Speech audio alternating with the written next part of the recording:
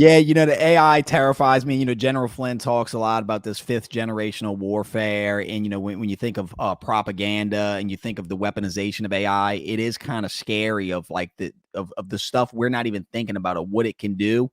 Now, my boy Tony, he asked this. He said, any info or thoughts on Near protocol, dude? Near's one of those ones. I think I invested a little in it, Josh. I don't know anything about it, man. Shame on me. I throw money at some projects just because people are talking about them sometimes. But what do you think of Near protocol? I honestly have no thoughts on Near, brother. I've been told to look into it so many times. I've read the white paper, I swear, and I haven't even in my notebook. But I've never spent more than a day actually looking into it, and so for that reason, I don't have any opinions on it.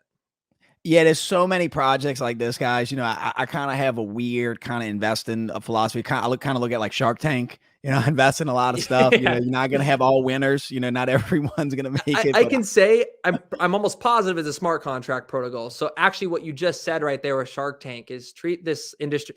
You're going to make so much more money in this industry if you treat it as you're a venture capitalist. And what I mean mm, by that is, I follow a simple rule. It's called 50-25-25. I actually started following it because of George from Cryptos R Us like 4 years ago. But ultimately, 50% of my portfolio is in your Bitcoin, your ETH, your blue chips, right? mm, 25% in those large caps. And then the last 25% is in your medium to low caps. And maybe a small percentage of that last 25%, whether it's 5-10%, that's what you're going to disperse like a shotgun blast. And the analogy I like to make is when you go turkey shooting. And this is maybe redneck of me because I grew up on a homestead, but I used to do this.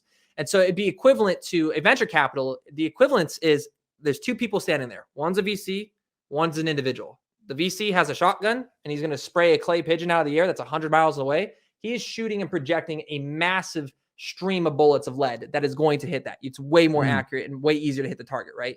Versus the other person there, that's the retailer.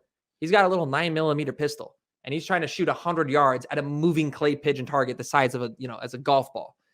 You're probably not going to hit it, right? So they do the same thing with their investments. They shotgun blast into 20, 30 small altcoins that are all 1 million to 30 million in market cap, knowing that 90% of those bullets aren't going to hit the object. They're either going to go to mm, zero, half the maybe 2 to 3 bullets chip it, and then one hits it directly on, and that's your 100x. Where the mm. retailer goes, oh, I saw some influencer say that this is the next 400x altcoin, and they put all their capital and deploy it into it. And again, you're shooting at that same object with Mm. one little lead piece of bullet. So it's like, I like that analogy. Is like, okay, just you want to spray and pray, right? Unfortunately, that's how VCs work. And so George gave you that strategy. No, the 50-25-25, yes. The VC analogies, I've just unfortunately learned with time because I've worked with venture capitalists a lot. So